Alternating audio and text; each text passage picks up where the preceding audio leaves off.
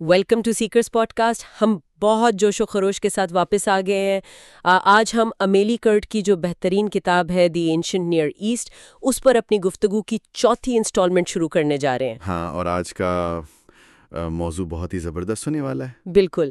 آج کے اس تفصیلی تجزیے کا جو موضوع ہے وہ دا ہٹائٹس ہیں، جو اینشنٹ ایناٹولیا یعنی آج کی ترکی کے علاقے کی ایک عظیم طاقت تھی. تو ہمارا مشن آج یہ ہے کہ ہم ان 12 صفات اور تصویروں کو سمجھیں جو اس ہٹائٹ ایمپائر کی نا گمشدہ تاریخ کو سامنے لاتے ہیں. ہم ان کی عجیب و غریب بددعاؤں اور ان کی زبانوں پر روشنی ڈالیں گے. مطلب مجھے تو حیرت ہوتی ہے کہ کیسے ایک پوری سویلائزیشن مٹی میں گم ہو گئی. یہی تو آرکیالوجی کا سب سے بڑا راز ہے. اگر ہم دیکھیں نا تو 1650 سے 1200 BC کے درمیان اناطولیہ میں ہٹائٹس کا عروج ہوا تھا. لیکن اسیرین تاجروں کے دور اور ایک پراپر ہٹائٹ ریاست بننے کے درمیان کی جو تاریخ ہے نا، وہ تقریباً غائب ہے. اچھا. ہاں، ہمارے سورس امیجز بتاتے ہیں کہ شروع میں ان شہروں پر لوکل پرنسس کی حکمرانی تھی جنہیں رباؤم کہا جاتا تھا. رباؤں؟ صحیح. بالکل. اور اس وقت طاقت کا توازن مسلسل تبدیل ہو رہا تھا. تو اسی دور میں ایک بہت دلچسپ شخصیت سامنے آتی ہے، انیتا. میں نے ان تصویروں میں انیتا ٹیکسٹ کے حوالے دیکھے جو ایک قدیم آٹو بایوگرافی یا خود نوشت ہے. اور اس میں لکھا ہے کہ جب انیتا نے نیسا شہر پر قبضہ کیا تو اس نے وہاں کے لوگوں کو ماں باپ کا درجہ دیا. مطلب یہ کتنا پیارا اور نرم رویہ تھا فتح کے بعد. پیارا تو تھا، لیکن یہ ایک بہت ہی کیلکولیٹڈ سیاسی قدم بھی تھا. اس نے دلوں کو جیتنے کی کوشش کی، لیکن کہانی یہاں آ کر اچانک اپنا رخ بدل لیتی ہے. ہاں، وہ میں نے پڑھا تھا. جب انیتا نے ہٹوسا شہر پر حملہ کیا نا، تو اس نے اسے پوری طرح تباہ کر دیا. ٹیکسٹ میں واضح ہے کہ اس نے شہر کو برباد کر کے وہاں گھاس پھوس بو دی. باپ رے. اور صرف یہی نہیں، اس نے ایک انتہائی سخت بددعا بھی دی کہ جو بھی اس شہر کو دوبارہ بسائے گا اسے آسمانی دیوتا یعنی سٹارم گاڈ تباہ کر دے گا. استغفر اللہ. اتنا شدید غصہ. مطلب پورے شہر کو تباہ کر کے صدیوں کی بددعا دے دی. یہ تو کسی کا وجود مٹانے والی بات ہو گئی. ڈامنیشیو میموریا کہتے ہیں اسے. وہ لوگ بہت سخت تھے، اور ان کی اس طاقت اور خوف کا ایک اور پہلو ان کی قربانیاں تھیں. ٹیکسٹ میں ذکر ہے کہ انیتا نے شیروں یعنی لائنز، جنگلی سوروں اور تیندوؤں کی قربانیاں دیں. توبہ توبہ. یہ کیسی عجیب و غریب قربانیاں ہیں. شیر اور تیندوے. عام طور پر تو لوگ بھیڑ بکریوں کی قربانی دیتے ہیں. یہ تو کوئی بہت ہی وائلڈ چیز لگ رہی ہے. یہ ایسنشلی وائلڈ نیچر کو قابو کرنے کا دکھاوا تھا. بادشاہ دکھانا چاہتا تھا کہ وہ ان خطرناک جانوروں کو بھی کنٹرول کر سکتا ہے، اور اس خوف کا سیاسی فائدہ اسے ملا بھی. ہاں، وہ پروشوتم کے حکمران والی بات نا. صحیح پکڑا آپ نے. پروشوتم کا حکمران ڈر گیا اور اس نے ہار مان کر انیتا کو لوہے کا تخت اور عصا تحفے میں دے دیا. لوہے کا تخت یعنی آئرن تھرون. اس برونز ایج میں لوہا سونے سے بھی زیادہ قیمتی تھا. یہ تو ایک بہت بڑی پولیٹیکل کامیابی تھی. بالکل. لیکن اب مسئلہ یہ ہے کہ ان کی تاریخ اور واقعات کی کرونالوجی بنانا کسی برے خواب سے کم نہیں. ہاں، کیونکہ ان کے ہاں کوئی کنگ لسٹ نہیں تھی. ایگزیکٹلی. ان کے پاس کوئی فہرست نہیں تھی ڈیٹس کی. تو تاریخ دانوں کو انہیں ایجپٹ اور بیبلون کے بادشاہوں کے ساتھ جوڑ کر وقت کا اندازہ لگانا پڑتا ہے.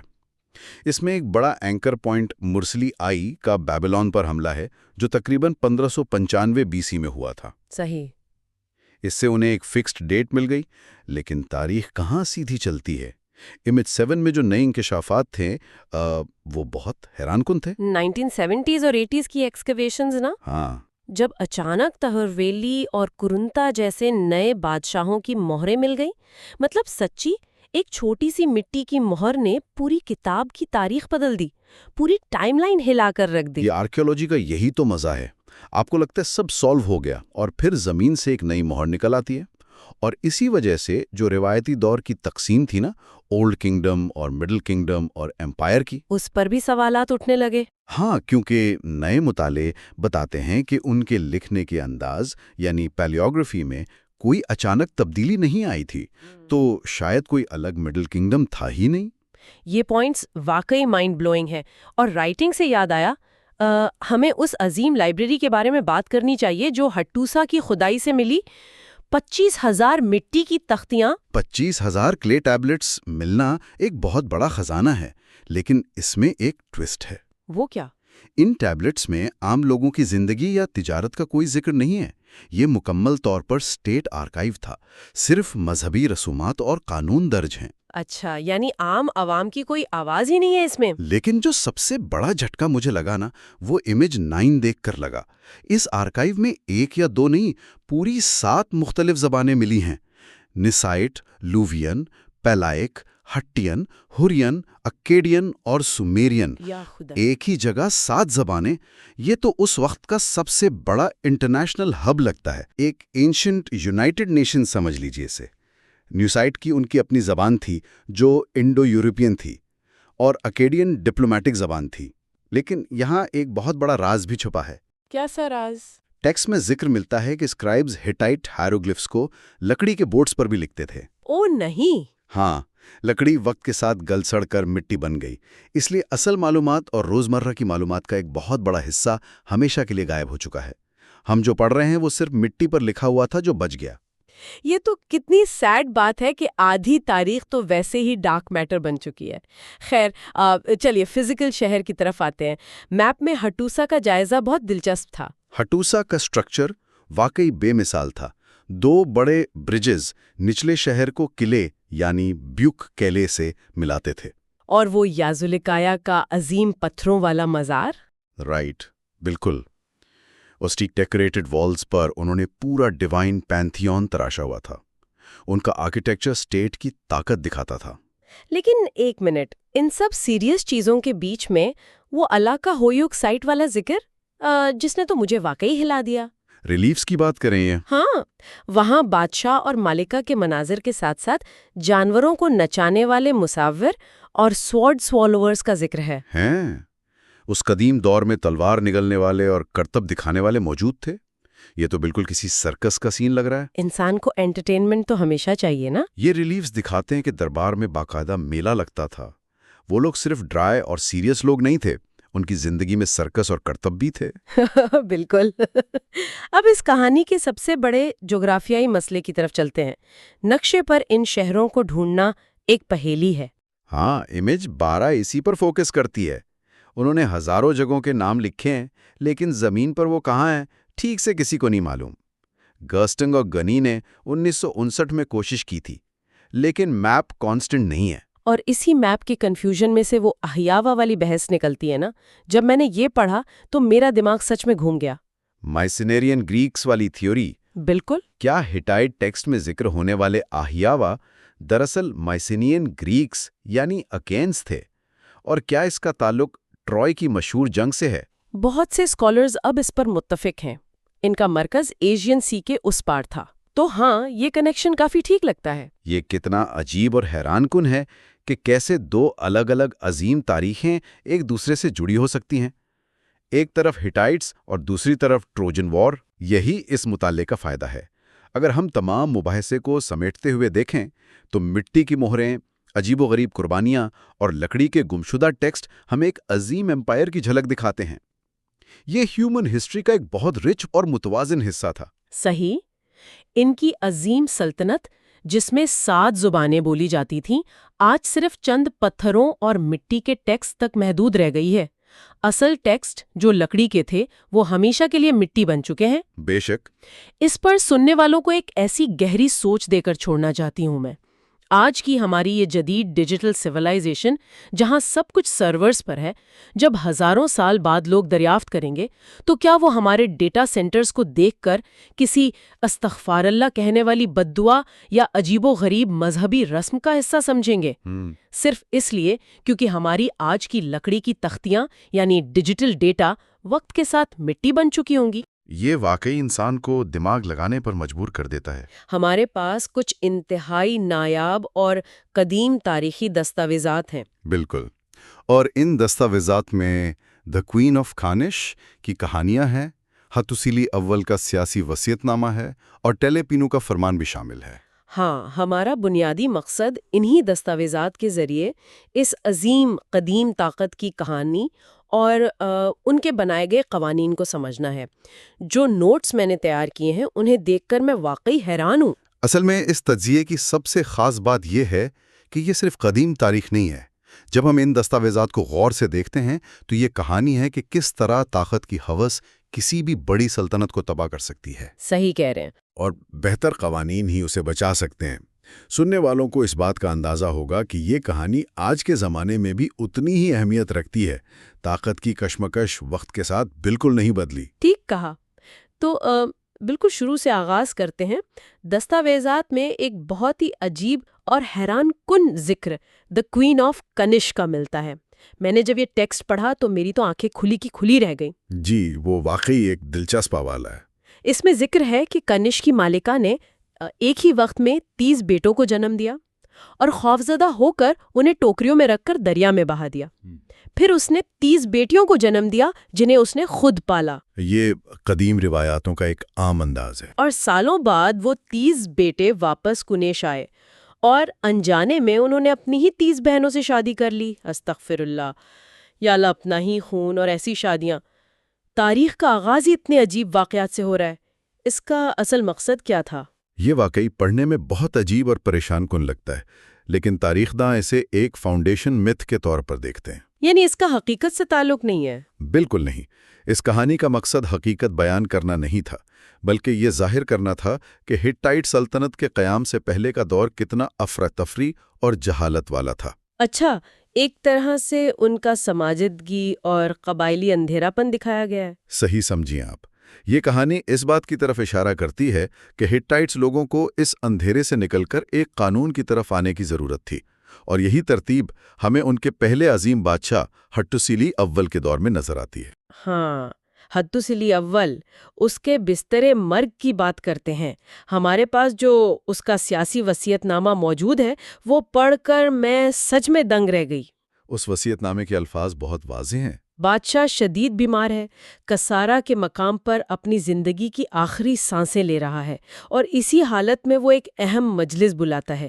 سب سے حیران کی بات یہ ہے کہ وہ اپنے بھتیجے لبارنا کو بادشاہ بننے سے انکار کر رہا ہے، جبکہ لبارنا کو اس نے خود اپنا جانشین مقرر کیا تھا۔ وصیت نامے میں واضح لکھا ہے کہ لبارنا بے رحم ہے، اس میں رحم نام کی کوئی چیز نہیں، اور وہ مکمل طور پر اپنی ماں کی باتوں میں آتا ہے۔ ہتوسیلی واضح کرتا ہے کہ لبارنا نے بادشاہ کی بات کو دل پر نہیں لیا، بلکہ اپنی ماں کے مشورے پر عمل کیا۔ اور وہ الفاظ تو دیکھیں، استغفر اللہ، بادشاہ لبارنا کی ماں کو بھرے دربار میں سانپ اور طاقتور گائے کہہ کر پکار رہا ہے۔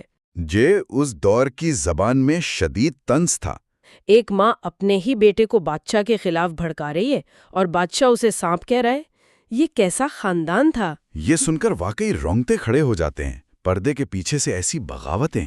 اس سے ہمیں یہ سمجھ آتا ہے کہ شاہی محل کے اندر کی سیاست کسی میدان جنگ سے کم نہیں تھی، اور اسی وجہ سے بادشاہ نے اپنا فیصلہ تبدیل کیا۔ اس نے مجمع کے سامنے اپنے پوتے مرسلی کو اپنا نیا جانشین چنا۔ مرسلی اس وقت کافی چھوٹا تھا شاید۔ جی، وہ کم عمر تھا، اس لیے ہتوسیلی اسے لمبی نصیحتیں کرتا ہے کہ بادشاہ بننے کے بعد اسے کس طرح حکومت کرنی ہے۔ اور انہی نصیحتوں میں ایک بہت عجیب ہدایت تھی۔ مرسلی کو منع کیا گیا کہ وہ بوڑھی عورتوں سے مشورہ نہ کرے۔ یا اللہ، اس دور میں بادشاہوں کو بھی جادو ٹونے کا ڈر ہوتا تھا۔ ہاں، وہاں بوڑھی عورتوں سے مراد جادو ٹونا کرنے والی خواتین تھیں۔ اس دور میں مذہب، جادو اور سیاست آپس میں بہت گہری جڑے ہوئے تھے۔ مطلب انہیں ڈر تھا کہ یہ عورتیں نئے اور کم عمر بادشاہ کے ذہن پر قبضہ کر لیں گی۔ بالکل یہی خوف تھا۔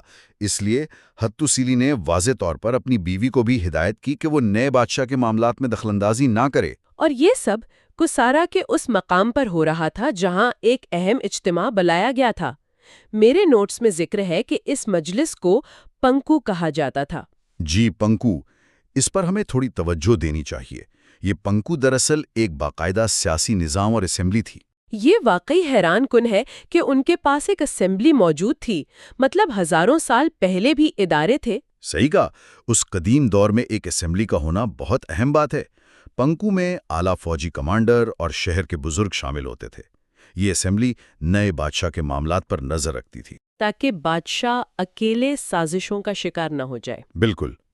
اور یہ ادارہ آنے والے واقعات میں بہت اہم کردار ادا کرنے والا تھا۔ حتسلی کی اگر دوسری طرف دیکھیں تو اس کی جنگی مہمات کا ذکر ہے۔ اس نے عجیب و غریب فتوحات کی ہیں، سنا ہوتا، زالپا اور اللہ اللہ کی تباہی۔ حتسلی ایک عظیم فتح کرنے والا بادشاہ تھا۔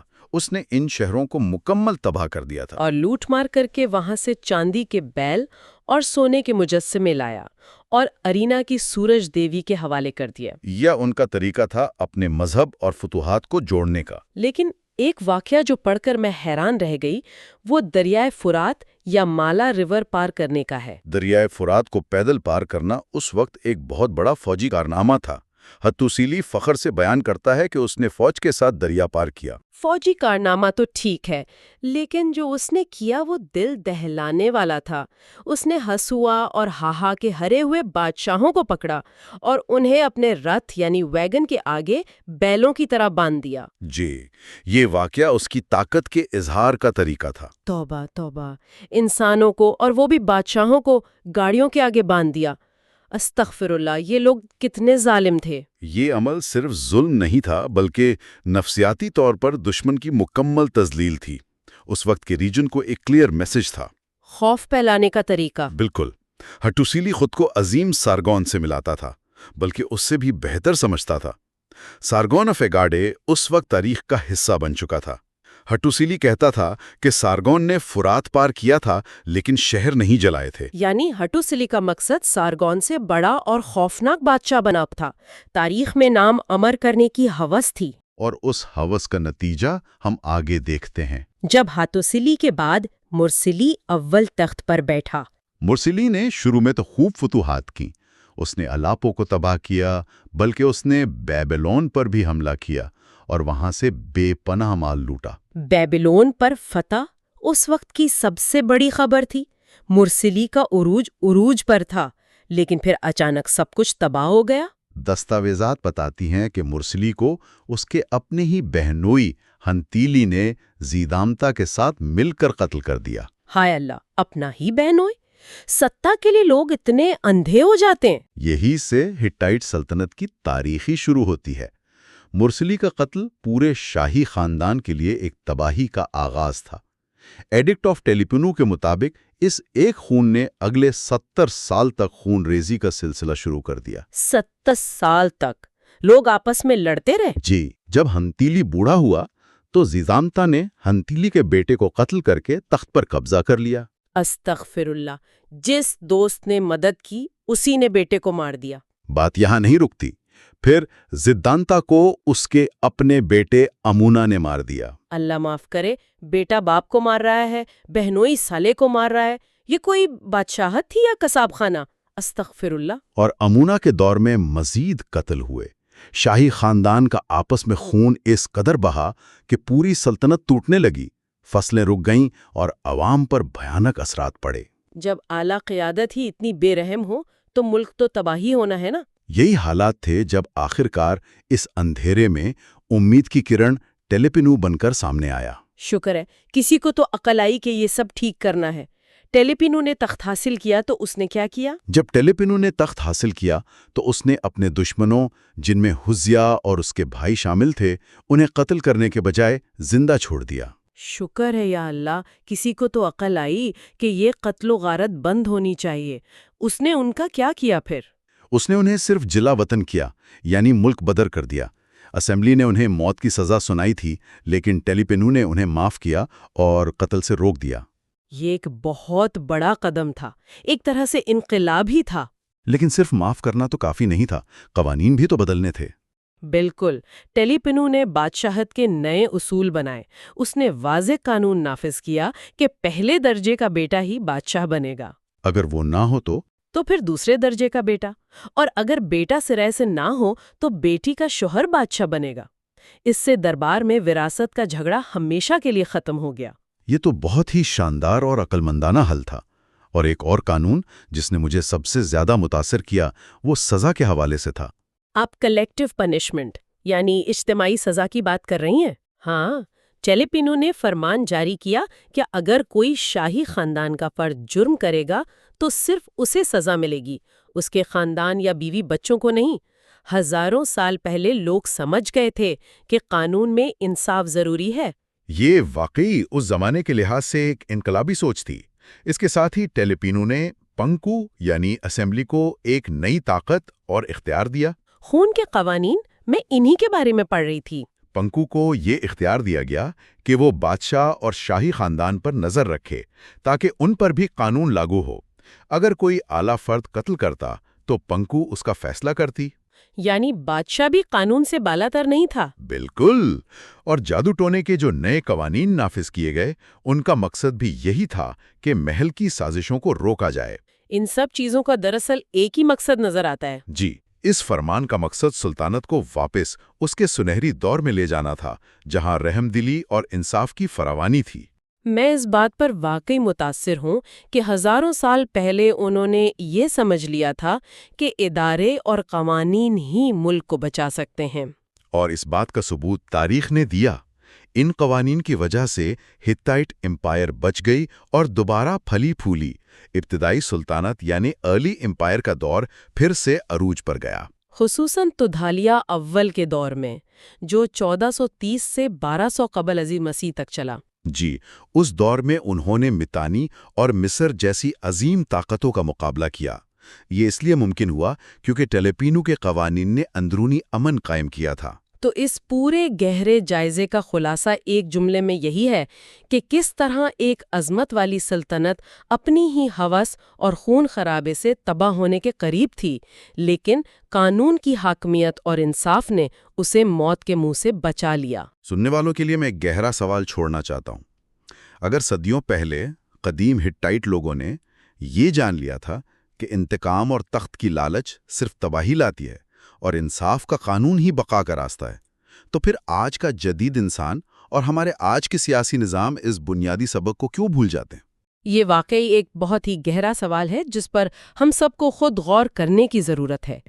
مطلب ایک ایسی عظیم سلطنت جس نے تقریباً 400 سال تک اناٹولیا پر اپنی دھاک بٹھا کر رکھی اور دنیا کی بڑی بڑی طاقتوں سے لوہا بھی لیا، لیکن پھر اچانک بالکل پراسرار انداز میں ہمیشہ کے لیے غائب ہو گئی۔ ہاں وہی تو، اس ڈیپ ڈائیو کا مقصد اس عظیم طاقت کے عروج، ان کی عجیب و غریب سیاست بھری جنگوں اور اس دردناک اچانک زوال کی پوری کہانی کو سمجھنا ہے۔ اور ان صفحات کا تجزیہ کرتے ہوئے ہم اس عظیم سلطنت کا مکمل نقشہ سامنے لائیں گے۔ سچ بتاؤں تو ان صفحات کو پڑھتے ہوئے مجھے ایسا لگ رہا تھا جیسے کسی قدیم دور کا کوئی سنگین تھرلر ناول کھول لیا ہو۔ سیاسی دھوکے، فائدے کے لیے شادیاں اور بے رحمی سے کیے گئے قتل، رونگٹے کھڑے ہو جاتے ہیں۔ تاریخ کی خوبصورتی اور خوفناک بات یہی ہے کہ یہ ہمیشہ ہماری توقعات کے برعکس ہوتی ہے۔ ہٹائٹ سلطنت کی تاریخ اس بات کا بہترین ثبوت ہے۔ تو کہانی کا آغاز ان کے ابتدائی دور سے ہوتا ہے جب سلطنت پھیل رہی تھی۔ صفحات میں تودھالیہ اول کے دور کا ذکر ہے۔ ہاں، تودھالیہ اول، اس دور میں سلطنت نے اپنی سرحدیں وسیع کرنا شروع کی تھیں۔ اور مجھے جو بات سب سے زیادہ دلچسپ لگی وہ یہ تھی کہ تودھالیہ نے اسوا کے علاقے پر قبضہ کرنے کے لیے ایک پوری ملٹری کیمپین چلا دی۔ اور وجہ کیا تھی؟ صرف تانبا یعنی کاپر۔ ظاہر ہے۔ مطلب آج کے دور میں تانبا اتنی عام سی چیز لگتی ہے نا، لیکن اس وقت اس کے لیے پوری فوجیں لڑا دی جاتی تھیں۔ تانبا بے شک آج عام لگے، لیکن ہمیں یاد رکھنا چاہیے کہ یہ کون سے کا دور یعنی برونز ایج تھا۔ اچھا، یعنی برونز اس وقت کی سب سے اہم دھات تھی۔ بالکل۔ اس وقت دنیا کا ہر فوجی ہتھیار، ہر زراعتی اوزار اور ہر قیمتی چیز برونز سے بنتی تھی، اور برونز بنانے کے لیے تانبا بنیادی جز تھا۔ صحیح۔ سوچئے اس دور کا تانبا آج کے دور کے یورینیم یا تیل کے برابر اہمیت رکھتا تھا۔ جو تانبے کو کنٹرول کرتا تھا وہ فوجی طاقت کو کنٹرول کرتا تھا۔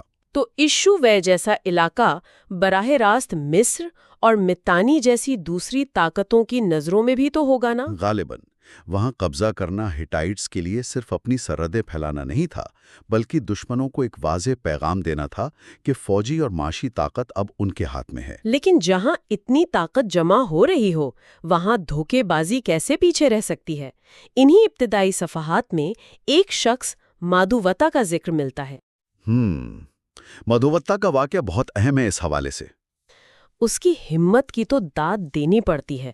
اس نے پہلے ہٹائٹس کے پاس آ کر پناہ لی، بادشاہ نے اسے حفاظت میں رکھا اور ایک چھوٹا حکمران بھی بنا دیا، اور نتیجہ کیا نکلا؟ اس نے بغاوت کر دی۔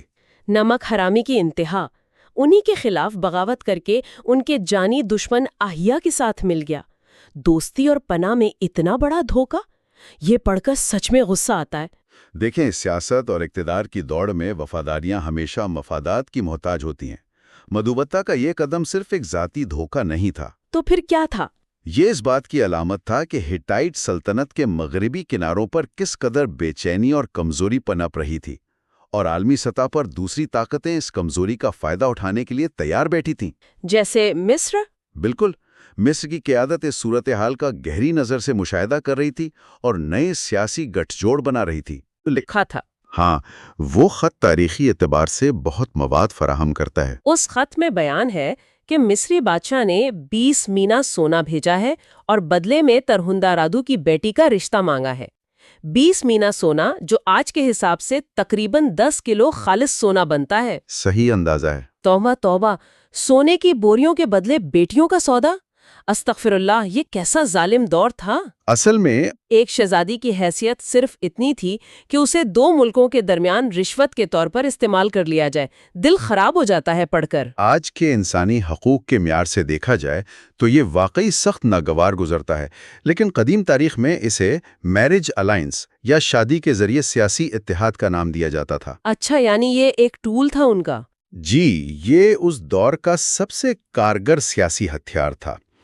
مصر اور ارزاوا دراصل شادی کے اس معاہدے کے پردے میں ہٹائٹس کے خلاف ایک زبردست فوجی گٹھ جوڑ تیار کر رہے تھے۔ اور یہ اس وقت ہو رہا تھا جب ہٹائٹس کی آدھی طاقت شمال کی طرف گیسکا نام کے جنگو قبائل سے لڑنے میں لگی ہوئی تھی، ہے نا؟ بالکل، گیسکا لگاتار ہٹائٹ دارالخلافہ ہتوسا پر حملے کر رہے تھے۔ سلطنت واقعی ایک بحران میں تھی۔ اس بھاری بحران میں پھر ایک ایسی شخصیت سامنے آتی ہے جس نے پوری بازی ہی پلٹ دی، بادشاہ سپیلولیما اول۔ سپیلولیما اول کا دور ہٹائٹ تاریخ کا سنہری دور مانا جاتا ہے۔ اس شخص کے ارادے خطرناک تھے۔ اس نے متانی پر حملہ کیا اور ان کے دارالخلافہ کو مکمل طور پر تباہ کر دیا۔ لیکن اس نے وہاں رکنے کا فیصلہ نہیں کیا۔ اس نے اپنے پسندیدہ شخص شٹی وازا کو تخت پر بٹھا دیا۔ ہاں، تاکہ اسیریا کے خلاف ایک ڈھال بنائی جا سکے، ساتھ ہی اپنے بیٹوں کو بھی فتح کیے گئے علاقوں کا حکمراں مقرر کر دیا۔ سپیلولیما کی یہ فتح صرف طاقت کا مظاہرہ نہیں تھی، بلکہ ایک باکمال تجزیاتی سیاست تھی۔ مٹانی کو پوری طرح ختم کرنے کے بجائے اس نے اسے زندہ رکھا تاکہ ابھرتی ہوئی اسیرین طاقت کو روکا جا سکے۔ صحیح۔ اپنے بیٹوں کو الیپو اور کارکیمش جیسے اہم شہروں پر مسلط کر کے اس نے اس بات کی ضمانت لے لی کہ سرحدیں محفوظ ہیں۔ اس حکمت عملی نے ہٹائٹ سلطنت کو دنیا کی بے تاج بادشاہت بنا دیا۔ لیکن اس عروج کے بعد ان سورسز میں جو واقعہ درج ہے اس نے مجھے سچ میں اپنی جگہ سے اچھال دیا۔ آپ تو ٹینکھامون کی بیوہ کے خط کی بات کر رہی ہیں؟ ہاں، یہ واقعہ تو کسی انتہائی سسپنس مووی سے بھی زیادہ ڈرامٹک ہے۔ مصر کا بادشاہ توٹنکامون مر جاتا ہے اور اس کی بیوہ رانی سیدھا دشمن بادشاہ سپیلولیوما کو خط لکھ ڈالتی ہے، جو کہ اس وقت کے حالات میں ایک انتہائی غیر معمولی قدم تھا۔ رانی گزارش کرتی ہے کہ اس کے پاس اپنا کوئی بیٹا نہیں ہے اور وہ کسی نوکر سے شادی کرنا اپنی توہین سمجھتی ہے، اس لیے ہٹائٹ بادشاہ اپنا ایک بیٹا بھیج دے تاکہ وہ اس سے شادی کر کے اسے مصر کا بادشاہ بنا سکے۔ ایک دشمن کو اتنی عظیم سلطنت اور تخت پیش کر دینا یہ عام بات نہیں تھی۔ یہ تاریخ کا ایک حیران کن قدم تھا۔ مصر کی تاریخ میں عام طور پر کوئی غیر ملکی تختہ مصر پر نہیں بیٹھتا تھا۔ تو پھر رانی نے ایسا کیوں کیا؟ اس بیوہ رانی کا یہ خط اصل میں اس کے اندرونی سیاسی خوف کی نشاندہی کرتا ہے۔ مصری دربار میں سازشیں عروج پر تھیں اور وہ چاہتی تھی کہ باہر سے ایسی حمایت مل جائے جس سے وہ اپنی جان بچا سکے۔ اور سپیلولیوما کے لیے تو یہ عظیم سیاسی تحفہ تھا، بغیر خون بہائے مصر جیسی طاقتور سلطنت مل رہی تھی۔ لیکن اسی فائدے کے چکر میں اس نے جلدی بازی کی اور ایسی غلطی کی کہ یا اللہ، جب میں نے آگے پڑھا تو میں دنگ رہ گئی۔ سپیلولیوما اپنا ایک بیٹا بھیج تو دیتا ہے، لیکن اس شہزادے کو مصر پہنچنے سے پہلے ہی راستے میں بے رحمی سے قتل کر دیا جاتا ہے۔ بالکل، قتل کر دیا گیا۔ اتنا بڑا دھوکہ، یہ تو بالکل مرڈر مسٹری بن گئی۔ اس بیچارے شہزادے کی جان کسی اور کے تنازع میں ایویں چلی گئی۔ اس سنگین دھوکے کا نتیجہ تو بھیانک ہی نکلنا تھا۔ مصری درباری کسی حال میں ایک ہٹائٹ کو تخت پر مسلط ہوتے نہیں دیکھنا چاہتے تھے، اس لیے انہوں نے شہزادے کو راستے سے ہٹا دیا۔ اس واضح قتل نے سپیلولیوما کو شدید غصے میں مبتلا کر دیا۔ اور پھر اس نے بدلہ لیا؟ اس نے بدلے کی آگ میں مصر کے علاقوں پر شدید ترین حملے کیے اور بے شمار لوگوں کو قید کیا، لیکن قدرت کے فیصلے کچھ اور تھے۔ اس بدلے کی قیمت خود ہٹائٹس کو چکانی پڑی۔ ہاں، قیمت فوج نے نہیں بلکہ ایک وبا نے وصول کی۔ پلیگ پھیل گیا۔ جب ہٹائٹ فوجی واپس آئے تو وہ موت کی بیماری لے آئے۔ اللہ رحم کرے، بیماری بھی ایسی بھیانک کہ لوگ دھڑا دھڑ مرنے لگے۔ اور وبا نے کسی عام یا خاص میں فرق نہیں کیا۔ دستاویزات بیان کرتی ہیں کہ خود عظیم فاتح بادشاہ سپیلولیوما اول اور اس کا اگلا وارث آرنووندا دوئم دونوں ہی مرے گئے۔ کہاں اتنی شان و شوکت اور کہاں اس طرح وبا سے موت؟ وبا اور قدرتی آفات اکثر تاریخ کا دھارا بدل دیتی ہیں۔ ان دو موتوں نے 400 سال کی اس طاقتور سلطنت کو ایک شدید بحران میں ڈال دیا۔ نئے حکمران کے آتے ہی حالات اور خراب ہو گئے ہوں گے۔ بالکل، جب تخت پر کوئی نیا حکمران آتا ہے تو دشمن اس کمزوری کو بھانپ لیتے ہیں۔ یہی وجہ ہے کہ وبا کے بعد جب مرسلی دوئم بادشاہ بنا تو اسے چاروں طرف سے حملوں اور بغاوتوں کا سامنا کرنا پڑا، خاص طور پر مغرب میں باغی ارزواں کے علاقے سے۔ لیکن مرسلی دوئم نے جو انتقام لیا وہ حیران کن تھا۔ اس بغاوت کو کچلنے کے دوران دستاویز میں ایک بہت ہی حیرت انگیز واقعہ درج ہے۔ آسمانی بجلی کا واقعہ؟ جی، بیان کیا گیا ہے کہ آسمانی بجلی یعنی تھنڈر بولٹ آسمان سے اتری اور سیدھا آرزاوا کے شہر اپاسا پر جا پڑی، جس کی وجہ سے وہاں کا بادشاہ اوہازیتی اچانک شدید بیمار پڑ گیا۔ جب میں نے یہ پڑھا تو مجھے لگا یہ تو سیدھا سیدھا دیوتاؤں کا عذاب لگ رہا ہے۔ ایسا لگتا تھا جیسے قدرت خود نئے ہٹائٹ بادشاہ کی حمایت میں آسمان سے لڑ رہی تھی۔ قدیم دور کا انسان ہر موسمی واقعے کو براہ راست دیوتاؤں کی مرضی یا قہر سے جوڑتا تھا۔ آسمانی بجلی کا ٹھیک اس وقت گرنا مرسلی کے لیے بہترین سیاسی پروپیگنڈا ثابت ہوا۔ اچھا، تو اس نے اس آفت کا فائدہ اٹھایا؟ ظاہر ہے، مرسلی نے اپنی ڈرتی ہوئی عوام کو پیغام دیا کہ طوفان کے دیوتا ان کے حق میں فیصلہ دے چکے ہیں۔ جب فوج کو یقین ہو جائے کہ آسمانی طاقتیں ان کے ساتھ ہیں تو ان کا جوش دگنا ہو جاتا ہے۔ اور نتیجہ یہ نکلا کہ مرسلی دوئم کی فتح تاریخی تھی۔ اس نے دشمن کے علاقے سے 15,500 لوگوں کو قید کیا اور انہیں زبردستی دارالخلافہ ہتوسا بھیج دیا۔ ہائے اللہ، 15,500 لوگ! یہ اس دور کی عام فوجی حکمت عملی تھی۔ سوچئے ان بیچاروں کا اپنے گھروں سے بے دخل ہو کر ایسی غلامی کی طرف جانا کتنا اذیت ناک رہا ہوگا۔ کسی کا بچہ چھن گیا ہوگا، کسی کا گھر جل گیا ہوگا، ارزاوا کا وجود ہی مٹ گیا۔ قدیم زمانے میں پوری آبادی کو منتقل کرنا ایک ظالمانہ حکمت عملی ضرور تھی، مگر فتح کرنے والی سلطنت کو اپنی مشقتوں کے لیے لاتعداد مفت لیبر مل جاتی تھی اور بغاوت کا خطرہ بھی ختم ہو جاتا تھا۔ پھر صفحات ہمیں شمال کی طرف لے جاتے ہیں، جہاں غازگگا قبائل کی کہانی ایک نیا موڑ لیتی ہے۔ دستاویزات بتاتی ہیں کہ غازگا نے پھر سے انتہائی خطرناک حملے کیے۔ لیکن اس بار وجہ کچھ مختلف تھی۔ ہاں، وجہ کوئی سیاست نہیں تھی۔ وجہ یہ تھی کہ ٹڈیوں یعنی لوکسٹس کے جھنڈ نے ان کی تمام فصلیں کھا کر تباہ کر دی تھیں اور انہیں زندہ رہنے کے لیے اناج کی سخت ضرورت تھی۔ مطلب پیٹ کی آگ انسان کو کچھ بھی کرنے پر مجبور کر دیتی ہے۔ ان تحریروں کو ماشات لیٹرز کہا جاتا ہے۔ ان میں اس ٹڈی دل کے حملے اور قحط سالی کا واضح ذکر موجود ہے۔ اچھا، غزگا پہاڑی علاقوں میں رہتے تھے جہاں کھیتی باڑی ویسے ہی مشکل تھی۔ جب پیداوار تباہ ہو گئی تو ان کے پاس بھوک سے مرنے یا ہٹائٹ سرحدوں میں گھس کر لوٹنے کے علاوہ راستہ نہیں تھا۔ اور یہ حملے اتنے شدید تھے کہ اس وقت کے بادشاہ مواتالی کو مجبور ہو کر اپنا عظیم دارالخلافہ ہٹوسا چھوڑنا پڑا۔ اس نے پایتخت جنوب میں تارونتھاسا منتقل کر دیا۔ بھوک نے دنیا کی سب سے بڑی فوجی طاقت کو اپنا گھر بدلنے پر مجبور کر دیا تھا۔ اور جب دارالخلافہ منتقل ہو رہا تھا، ٹھیک اسی زمانے میں تاریخ کی سب سے عظیم جنگ لڑی جا رہی تھی، دی بیٹل آف قادش۔ بالکل، جس میں ہٹائٹ بادشاہ مواتالی اور مصر کے بادشاہ رامسیس دوئم آمنے سامنے آئے، اور ان صفحات کے مطابق اس جنگ میں ہٹائٹس کو فتح ملتی ہے اور وہ ڈیمیسکس تک کنٹرول مضبوط کر لیتے ہیں۔ ایک طرف اپنا گھر چھوڑنا پڑ رہا ہے اور دوسری طرف دوسرے ملک میں فتح۔ بیٹل آف قادش قدیم تاریخ کی سب سے اہم رتھوں یعنی چیریٹس کی جنگ کہلاتی ہے۔ دونوں فائیکین نے جیت کا دعویٰ کیا، لیکن مقامی حقائق دیکھے جائیں تو ہٹائٹس نے قادش اور اس کے علاقوں پر قبضہ برقرار رکھا، جو ان کی فتح دکھاتا ہے۔ لیکن اندرونی طاقت کا توازن بدل رہا تھا نا؟ جی، جب مواتیلی قادش میں لڑ رہا تھا، اس کا بھائی ہٹو سیلی شمال میں گسگسے سے لڑ رہا تھا۔ ہٹو سیلی نے دشمنوں سے اپنا پرانا دارالحکومت ہٹوسا واپس چھین لیا۔ اور یہی وہ پوائنٹ ہے جہاں سے خاندانی سیاست اور جلن اپنا اصلی رنگ دکھاتی ہے۔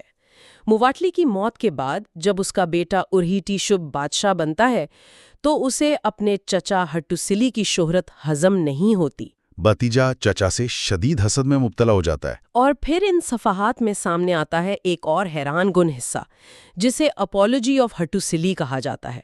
جب میں یہ پڑھ رہی تھی تو مجھے لگا جیسے ہٹوسیلی نے آج کے دور کی طرح اپنی صفائی پیش کرنے کے لیے کوئی انتہائی لمبا پوسٹ لکھ ڈالا ہو۔ مطلب اس نے پوری ایک تحریر لکھ دی اپنی جسٹیفیکیشن میں۔ اسے بآسانی قدیم دور کا ایک نہایت کارگر پبلک ریلیشنز یا پروپیگنڈا ڈاکیومنٹ کہا جا سکتا ہے۔ PR document. ہاں، اورتے شب کی تخت نشینی قانونی تھی اور اس کے خلاف بغاوت قانوناً اور اخلاقاً جرم تھا۔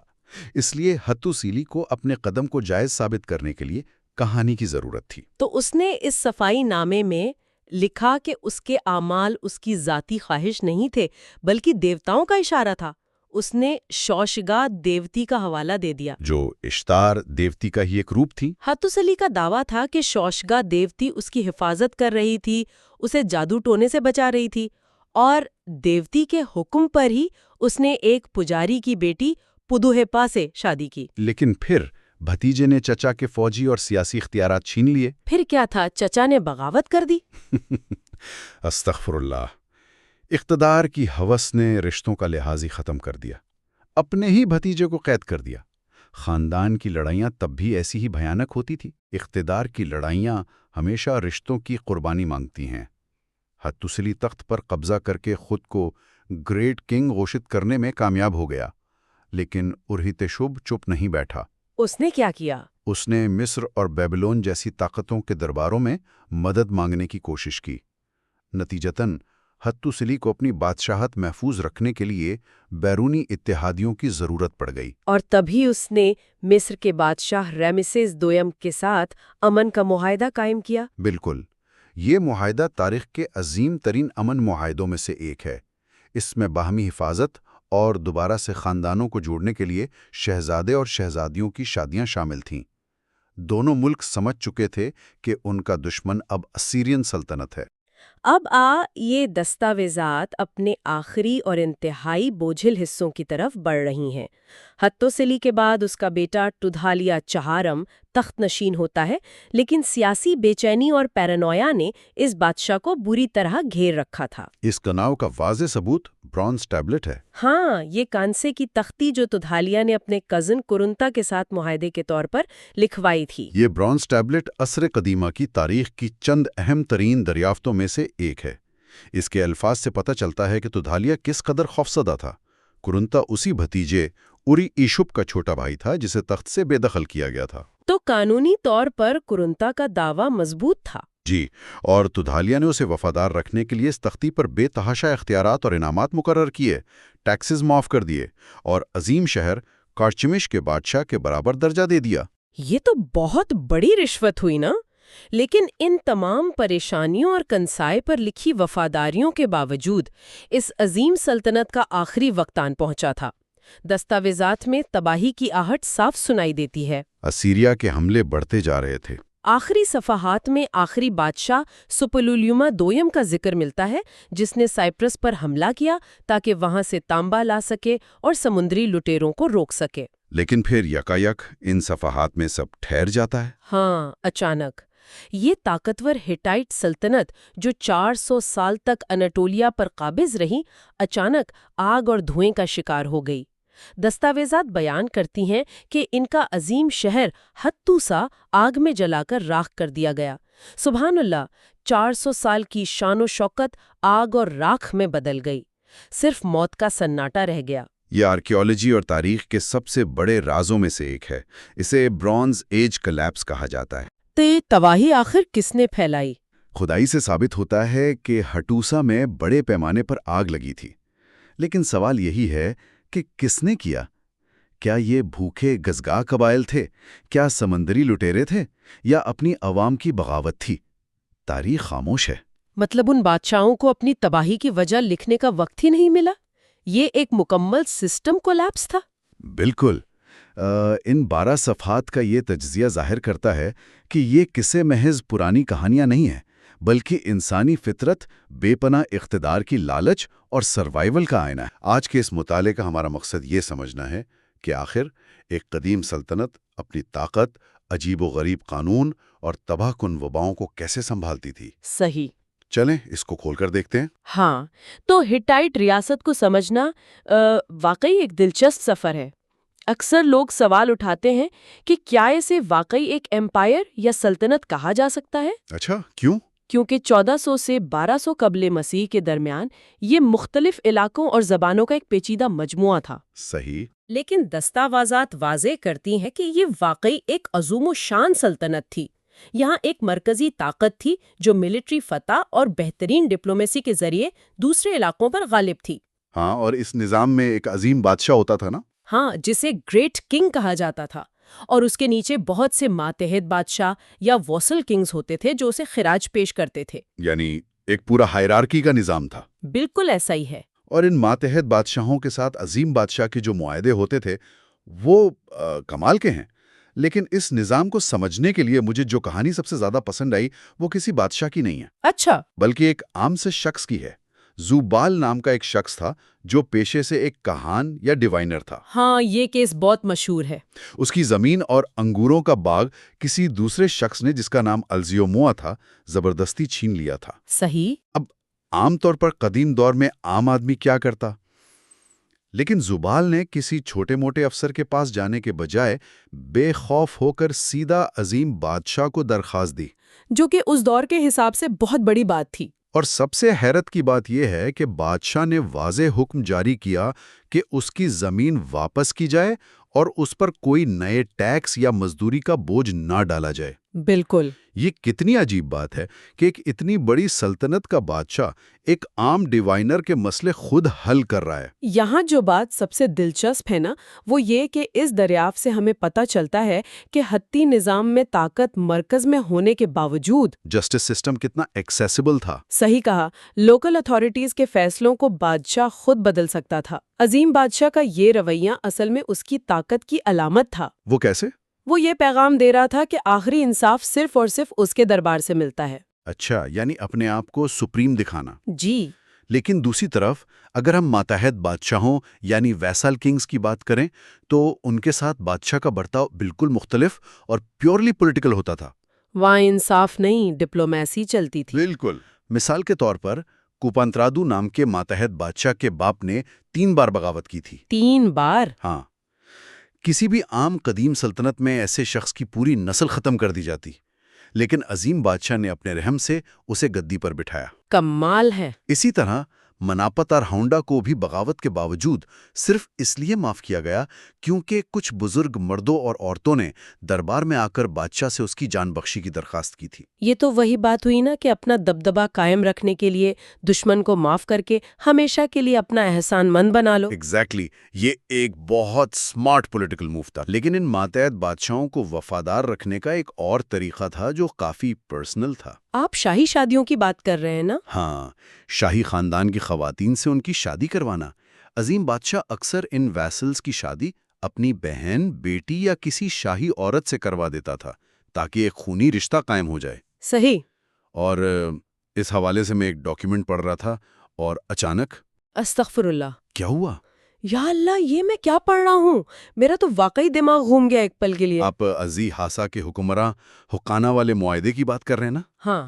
توبہ توبہ، اس معاہدے میں خلم کھلا ایسی باتیں لکھی ہیں کہ مجھے تو پڑھتے ہوئے بھی شرم آنے لگی۔ وہ مخصوص حصہ واقعی کافی غیر معمولی ہے۔ کزنز کے ساتھ جنسی تعلقات یعنی سیکشل انٹرکورس قائم نہیں کر سکتا۔ ہاں، یہ ایکسپلیسٹلی مینشنڈ تھا۔ وہاں باقاعدہ لکھا تھا کہ کیونکہ تمہارا ملک جاہل اور پشماندہ ہے، وہاں شاید یہ عام بات ہو کہ ایک بھائی اپنی بہن یا کزن کے ساتھ ملتا ہو، لیکن ہتھوسا میں جو ایسی حرکت کرتا ہے وہ مارا جاتا ہے۔ بالکل، وہاں موت کی سزا تھی اس پر۔ مجھے تو یہ سمجھ نہیں آتی کہ ایک ڈپلومیٹک اسٹیٹ ڈاکیومنٹ میں اتنی فحاش اور پرائیویٹ باتیں لکھنے کی کیا ضرورت تھی؟ کیا ہیاسا کے لوگ واقعی اتنے عجیب تھے یا ہتھی ان کو بس نیچا دکھانا چاہتا تھا؟ اگر ہم اسے بڑے منظرنامے سے جوڑیں تو یہ صرف ایک فحاش یا پرائیویٹ بات نہیں تھی، تو کیا تھا؟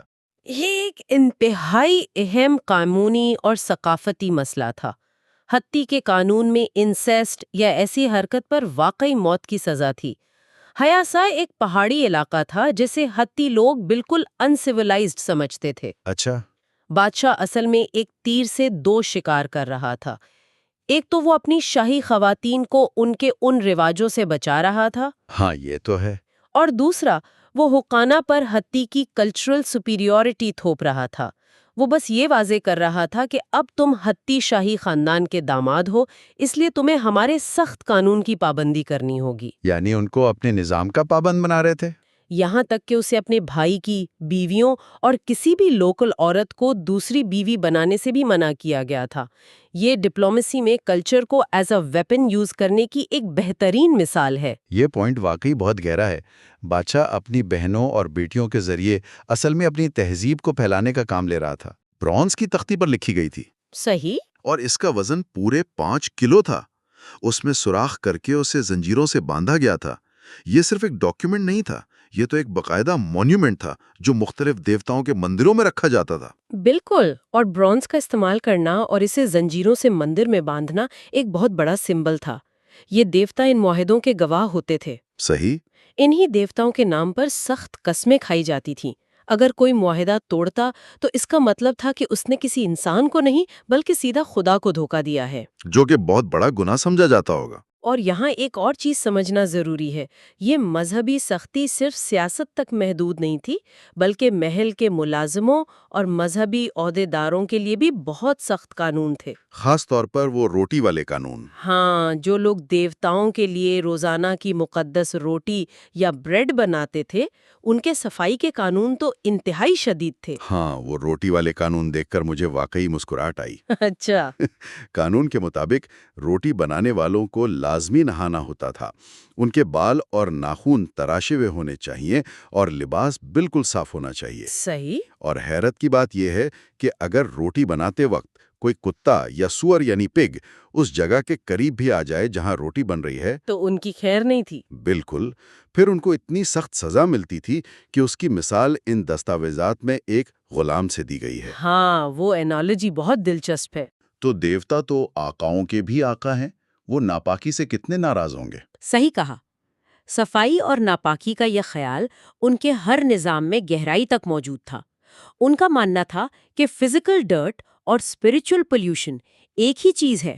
دونوں کو الگ نہیں سمجھتے تھے۔ اگر ہم ان کے شہری نظام کی بات کریں تو وہاں بھی ایک زبردست آرڈر نظر آتا ہے۔ ہٹائٹ سلطنت میں بہت سے سیل ہاؤسز یا شاہی گودام ہوتے تھے۔ یہ گودام کس لیے تھے؟ یہ صرف سٹور رومز نہیں تھے، بلکہ یہ اس وقت کی ماڈرن بینکس اور اکانومی کا بیک بون تھا۔ یہ گودام اناج، کپڑے اور قیمتی دھاتوں کو جمع کرنے کے مرکز تھے۔ اچھا۔ یہاں سے ایجپٹ اور بیبیلونیا تک کاروباری تعلقات چلتی تھیں۔ اور ان دھاتوں کی بات چلی ہے تو یہاں میں ایک بہت بڑی غلط فہمی دور کرنا چاہوں گی جو اکثر ہسٹری کے طلبہ علم رکھتے ہیں۔ کون سی غلط فہمی؟ لوہے کے حوالے سے؟ جی، اکثر یہ سمجھا جاتا ہے کہ ہٹائٹ لوگوں نے لوہے یعنی آئرن کے ہتھیار ایجاد کیے تھے اور ان کی اس پر مونوپلی تھی، جس کی وجہ سے وہ اتنے طاقتور تھے۔ ہاں، میں نے بھی یہی پڑھا تھا۔ لیکن ان دستاویزات سے واضح ہوتا ہے کہ ایسا بالکل نہیں تھا۔ وہ لوہا ضرور استعمال کرتے تھے، لیکن زیادہ تر صرف زیورات، سجاوٹ یا سیریمونیل چیزوں کے لیے۔ اچھا۔ ان کے پاس میٹیورائٹ آئرن ہوتا تھا جو بہت قیمتی تھا، لیکن لوہے کو پگھلا کر بڑے پیمانے پر مفید ہتھیار بنانے کی ٹیکنالوجی انہوں نے ایجاد نہیں کی تھی، اور نہ ہی یہ ان کی ملٹری سپیریورٹی کا راز تھا۔ تو پھر ان کی طاقت کا راز کیا تھا؟ ان کی اصل طاقت ان کے چیریٹس یعنی رتھ اور ان کی بہترین آرگنائزیشن تھی۔ واہ، یہ تو واقعی ایک پیراڈائم شفٹنگ پوائنٹ ہے۔ پتہ نہیں کتنی کتابوں میں لکھا ہے کہ ہٹائٹس لوہے کی تلواروں کی وجہ سے جیتتے تھے۔ ہاں، یہ ایک بہت عام مسکنسیپشن ہے۔ خیر، اگر ہم عام زندگی اور ایگریکلچر پر آئیں تو اناتولیا کی زمین پر جو، گندم اور شہد عام تھا، لیکن یہاں ایک عجیب سا تنازع دیکھنے کو ملتا ہے، کتے اور سور۔ ہاں، ان کے قانون اس حوالے سے کافی تفصیلی ہیں۔ قانون میں باقاعدہ ذکر ہے کہ اگر کسی کا سور دوسرے کے کھیت میں گھس جائے اور فصل تباہ کر دے یا کوئی کتا کسی چیز کا نقصان کر دے تو پڑوسیوں کے درمیان باقاعدہ عدالتی جھگڑے شروع ہو جاتے تھے۔ بالکل۔ ویسے کتوں کی ان کے ہاں 3 مخصوص قسمیں بتائی گئی ہیں: شیپ ڈاگز جو بھیڑوں کی حفاظت کرتے تھے اور سب سے قیمتی تھے، پھر ہنٹنگ ڈاگز اور گارڈ ڈاگز۔ یہ لوگ اپنے جانوروں کو کتنی اہمیت دیتے تھے، یہ قانون کی انہی ڈیٹیلز سے پتہ چلتا ہے۔ صحیح۔ اور ان روزمرہ کے جھگڑوں کو سلجھانے کے لیے ان کا عدالتی نظام اپنے وقت کے حساب سے بہت بہترین تھا۔ بادشاہ نے سرحدی کمانڈرز کو، جنہیں بیل مدگالتی کہا جاتا تھا، سخت ہدایات تھیں کہ انصاف سب کے لیے لازمی اور یکساں ہونا چاہیے۔ اچھا۔ دستاویزات میں واضح لکھا ہے کہ کسی بھی قانونی معاملے کو پوری توجہ سے سنا جائے، امیر ہو یا غریب، مرد ہو یا عورت، جسٹس سسٹم میں فرق نہیں ہونا چاہیے۔ یہ تو بہت ماڈرن سوچ لگتی ہے۔ اور سب سے بڑی بات جو اس دور میں حیران کن ہے وہ یہ کہ رشوت لینے کی سخت ممانعت تھی۔ کمانڈر کو ہدایت تھی کہ ایک اچھا کیس ہارنا نہیں چاہیے اور ایک برا کیس جیتنا نہیں چاہیے۔ واہ، یہ ان کی سوسائٹی میں جسٹس کی اہمیت کو ظاہر کرتا ہے۔ لیکن جی، باتیں تو ان کی جسٹس اور قانون کے حوالے سے بہت اعلیٰ تھیں، لیکن جب ہم ان کے مذہبی عقائد کی طرف آتے ہیں تو کچھ چیزیں سچ میں ڈرا دیتی ہیں۔ آپ ریچولز کی بات کر رہے ہیں۔ ہم پہلے پولیوشن یعنی ناپاکی کے خوف کی بات کر رہے تھے نا۔ جب میں نے ایک شکست خوردہ یعنی ہاری ہوئی فوج کی پاکی کی رسم پڑھی، یا اللہ، میں تو پڑھ کر ہی ڈر گیا۔ آپ اس مخصوص کلینزنگ ریچول کی بات کر رہے ہیں جہاں فوج واپس آتی ہے؟ ہاں، تصور کریں، دستاویز کہتی ہیں کہ جب ان کی فوج دشمن سے ہار کر واپس آتی تھی تو اس ہار کو صرف ایک ملٹری فیلئر نہیں بلکہ ایک ناپاکی سمجھا جاتا تھا۔ صحیح۔ اور اسے دھولے کے لیے ایک خوفناک رسم ادا کی جاتی تھی۔ ایک انسان، ایک بکری کے بچے، ایک پلے یعنی پپی اور ایک سور کے بچے کو بیچ میں سے کاٹ کر 2 حصوں میں تقسیم کیا جاتا تھا۔ یہ سننے میں بہت عجیب لگتا ہے آج۔ عجیب؟ یہ لوگ کتنے وحشی تھے۔ آدھے حصے راستے کے دونوں طرف رکھ کر پوری فوج ان کے بیچ میں سے گزرتی تھی۔ صحیح۔ میں سوچ رہا تھا کہ ایک ہاری ہوئی تھکی ہوئی فوج کو ایسے خوفناک خونی راستے سے گزرنے کا کیا فائدہ؟ یہ تو ان کا مورل اور گرا دے گا نا۔ ایسی وحشت کا آخر کیا لاجک ہو سکتا ہے؟ یہ ایک بہت اہم سوال کھڑا کرتا ہے کہ قدیم لوگ اپنی ناکامیوں کو کس طرح پروسیس کرتے تھے۔ ماڈرن مائنڈ کے لیے یہ واقعی سمجھنا مشکل ہے۔ بالکل۔ لیکن اس دور کی نفسیات میں دشمن سے ہار جانا پیورلی دیوتاؤں کے غصے کی علامت تھا۔ وہ سوچتے تھے کہ فوج پر ایک ایسی ناپاکی یا میجیکل کنٹیجن لگ چکی ہے جو اگر فزیکلی ختم نہ کی گئی تو پورے ملک میں پھیل جائے گی اور تباہ کن وبائیں لائے گی۔ یعنی وبا کا ڈر تھا انہیں۔ ان جانوروں اور انسان کو کاٹ کر درمیان سے گزرنے کا مقصد ایک میٹافوریکل فلٹر بنانا تھا۔ فلٹر؟ ہاں، جب سپاہی بیچ سے گزرتے تھے تو سمجھا جاتا تھا کہ ان کی ناپاکی وہیں ان لاشوں کے پاس رہ گئی ہے اور وہ آگے صاف ہو کر جا رہے ہیں۔ اچھا، ایک سائیکولوجیکل صاف کرنے کا طریقہ۔ اور ان کا یہ وبا کا ڈر بالکل بے بنیاد نہیں تھا۔ انہوں نے ایسی تباہی دیکھی ہوئی تھی، خاص طور پر مورسلی 2 کے دور کی وہ وبا جو 20 سال تک چلی تھی۔ 20 سال؟ ہم نے ابھی حال ہی میں دنیا میں ایک پینڈیمک دیکھا جس نے ہماری زندگیاں بدل دیں، تو ایک ایسی وبا کا تصور ہی کتنا بھیانک ہے جو ایک دوسری جنریشن تک چلی جائے۔ یہ شروع کہاں سے ہوئی تھی؟ یہ وبا اصل میں ان کی اپنی ایک ملٹری کیمپین کا نتیجہ تھی۔ مرسلی کے باپ سپیلولوما کی فوج نے جب سیریا میں فتح حاصل کی تو وہاں سے ان کے سپاہی یہ وبا ایز اے کنٹیجن اپنے ساتھ ہٹوسا لے آئے۔ یعنی فتح کے ساتھ موت بھی لے آئے۔ بالکل۔ اس وبا نے آدھی سے زیادہ آبادی کو ختم کر دیا، یہاں تک کہ بادشاہ سپیلولوما اور اس کے بعد تخت پر بیٹھنے والا اس کا بیٹا بھی اس وبا کا شکار ہو کر چل بسے۔ توبہ ہے۔ پورا ملک ایک سائیکولوجیکل ٹراما میں تھا۔ پھر جب مرسیلی 2 گدی پر بیٹھا تو اس نے اسے کوئی میڈیکل ایشو نہیں بلکہ دیوتاؤں کا عذاب سمجھا۔ صحیح۔ اسے لگا کہ اس کے باپ نے کسی قدیم معاہدے کو توڑا تھا جس میں دیوتا گواہ تھے اور اب اس کی سزا پوری نسل بھگت رہی ہے۔ بالکل، اور مرسلی نے اس ٹراما کو دور کرنے کے لیے جو پلیگ پریئرز یعنی وبا کی دعائیں مانگی ہیں، ان کو پڑھ کر آج بھی ایک عجیب سی اداسی ہوتی ہے۔ ہاں، وہ بہت ڈیپلی موونگ ہے۔ وہ انتہائی جذباتی انداز میں دیوتاؤں کے سامنے فریاد کرتا ہے، کہتا ہے کہ یہ تم نے کیا کر دیا ہے؟ ایک وبا زمین پر بھیج دی ہے، میرے باپ کے زمانے سے لوگ مر رہے ہیں، میرے بھائی کے زمانے میں بھی مرے، اور اب میں دیوتاؤں کا پجاری بادشاہ بن گیا ہوں تو میرے زمانے میں بھی لوگ مر رہے ہیں۔ صحیح۔ وہ باقاعدہ اپنے باپ کے گناہوں کی معافی مانگتا ہے۔ وہ کہتا ہے کہ گناہ میرے باپ نے کیا تھا، میں نے نہیں، اس لیے اب میرے لوگوں کی جان بخش دو۔ یہ پڑھ کر احساس ہوتا ہے کہ بادشاہ کا اپنے لوگوں اور ان کی تکلیف کے ساتھ کتنا گہرا شخصی تعلق تھا۔ یہ دعائیں اس بات کا واضح ثبوت ہیں کہ ہٹائٹ بادشاہ صرف ایک ملٹری ڈکٹیٹر نہیں تھا۔ اس کی ذمہ داری سلطنت کو صرف دشمنوں سے بچانا نہیں بلکہ دیوتاؤں کے قہر سے بچانا بھی تھا۔ بالکل۔ جب وبا پھیلی تو پوری اسٹیٹ کا سٹرکچر ایکسٹریم سٹریس میں آ گیا، اور ایسی حالت میں ان کے یہاں تہوار اور ریچولز مزے کے لیے نہیں بلکہ سروائیول کے لیے ہوتے تھے۔ چلیں اس شدید خوف اور ٹراما کی باتوں سے تھوڑا باہر نکلتے ہیں۔ ان لوگوں کے پاس زندگی کو سیلیبریٹ کرنے کے تہوار بھی تو ہوتے تھے، ہاں، بہت سے فیسٹیولز تھے۔ جیسے کہ لیم تہوار کا ذکر ملتا ہے۔ یہ ہٹوسا میں 3 دن تک چلنے والی زبردست تقریبات ہوتی تھیں، اور سب سے مزے کی بات، ان تہوار میں پیروں کی دوڑ یعنی فٹ ریسز ہوتی تھیں۔ بالکل۔ لوگ دوڑتے تھے اور جو پہلے 2 لوگ جیتتے تھے انہیں بادشاہ خود اپنے ہاتھوں سے انعام دیتا تھا۔ یہ تو بالکل قدیم اولمپکس جیسا لگتا ہے۔ ہاں، اور ان تہوار میں بادشاہ کی موجودگی ایک بہت بڑا کانفیڈنس بوسٹر ہوتی تھی عوام کے لیے۔ وباؤں اور جنگوں کے بعد ایسی اسٹیٹ سپانسرڈ تقریبات لوگوں کو یہ دلاسا دیتی تھیں کہ کاسمک آرڈر ابھی برقرار ہے اور دیوتا ہم سے راضی ہیں۔ ایک طرح کا پبلک ریلیشنز موو۔ یہاں ایک اور دلچسپ پہلو ہے بادشاہ کی حیثیت کا۔ ہٹی بادشاہ اپنی زندگی میں خود کو خدا نہیں سمجھتا تھا، جیسا کہ ایجپٹ کے فراؤنز کا دعویٰ تھا۔ اچھا، تو وہ خود کو کیا کہتا تھا؟ وہ دیوتاؤں کا خادم یا میرا سورج یعنی مائے سن کہلاتا تھا، لیکن اس کی موت کے بعد کا تصور مختلف تھا۔ وہ کیسے؟ دستاویزات میں بادشاہ کی موت کے لیے لفظ مرنا استعمال ہی نہیں ہوتا تھا، بلکہ احترام سے کہا جاتا تھا کہ بادشاہ خدا بن گیا ہے۔ اچھا۔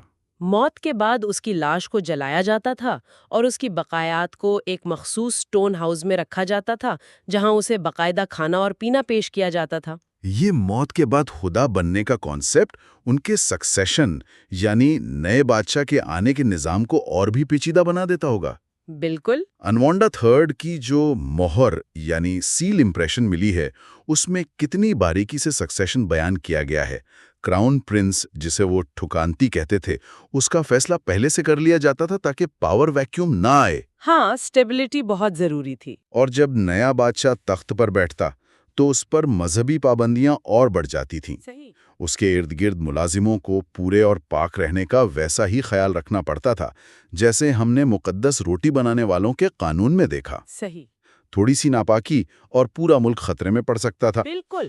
اگر ہم ان سب ڈاکیومنٹس اور معلومات کو سنتھسائز کریں تو ہمیں ایک ایسی سلطنت نظر آتی ہے جو صرف فتح کے زور پر نہیں چل رہی تھی۔ تو کس چیز پر چل رہی تھی؟ اس کی بنیاد انتہائی پیچیدہ قانون، جسٹس سسٹم، ڈیپ روٹڈ مذہبی عقائد اور اپنے ارد گرد کی انپریڈکٹیبل دنیا، چاہے وہ وبا ہو یا دشمن کو کنٹرول کرنے کی مسلسل اور ڈسپریٹ جدوجہد پر مبنی تھی۔ تو اس سب پر غور کرنے کے بعد میں یہی سوچ رہا ہوں کہ ہم نے آج کیا سیکھا۔ قدیم ہٹائٹ ایمپائر ایک ایسی جگہ تھی جہاں ایک طرف تو زبردست قانونی نظام تھا، جسٹس اور عدالتیں تھیں، جہاں رشوت لینا سخت منع تھا۔ صحیح۔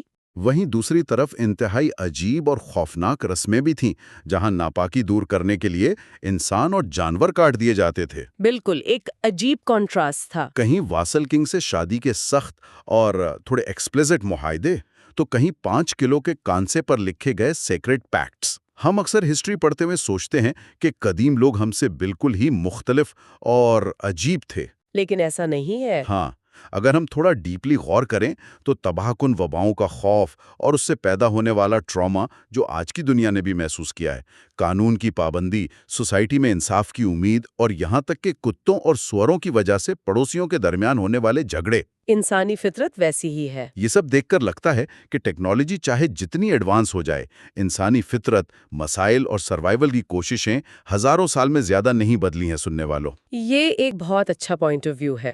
لیکن اس سیشن کو ختم کرنے سے پہلے ایک آخری فکر انگیز سوال چھوڑ کر جانا چاہتا ہوں۔ سوچیے اگر آج کی یہ ماڈرن دنیا کسی وجہ سے تباہ ہو جائے، اچھا۔ اور ہزاروں سال بعد آنے والی نسلوں کے ماہرین آثار قدیمہ کو ہماری ہارڈ ڈرائیوز، ہمارے عجیب سے انٹرنیٹ ٹرینڈز یا کوئی کمپلیکس ماڈرن قانون لکھا ہوا مل جائے، تو وہ ہماری رسموں اور کلچر کے بارے میں کیا اندازے لگائیں گے؟ یہ تو واقعی سوچنے والی بات ہے۔ کیا پتہ ہزاروں سال بعد لوگ ہماری باتوں کو اینالائز کرتے ہوئے ہمیں بھی ایک عجیب، خوفناک یا شاید ایک ناپاک معاشرہ سمجھے؟ اس بارے میں سوچیے گا ضرور۔ شکریہ۔ اسی کے ساتھ ہم آج کے اس تفصیلی جائزے کا اختتام کرتے ہیں۔ امید ہے اس سفر میں آپ کو بھی اتنا ہی مزہ آیا ہوگا۔ اگلی بار کسی اور دلچسپ ٹاپک کے ساتھ حاضر ہوں گے، کچھ نیا سیکھنے کے وعدے کے ساتھ۔ الوداع۔